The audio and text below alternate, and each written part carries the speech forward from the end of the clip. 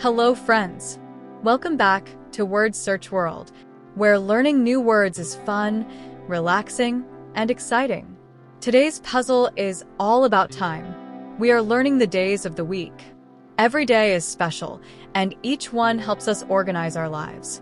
Get ready to search, think, and learn as we begin today's word search. Here are the words you need to find in today's puzzle. Monday, the first day of the work or school week. Tuesday, the day that comes after Monday. Wednesday, the middle of the week. Thursday, the day before Friday. Friday, the last working day for many people. Saturday, a fun day to rest, play, and relax. Sunday, a calm day often spent with family. Week, 7 days that make up our routine. Day, 24 hours of time. Weekend, the best time to relax and enjoy free time. Great job! Now it's time to find all these words hidden in the puzzle. Look carefully. Words can be hidden horizontally, vertically, diagonally, or even backwards. Take your time, stay focused, and enjoy learning English in a fun way.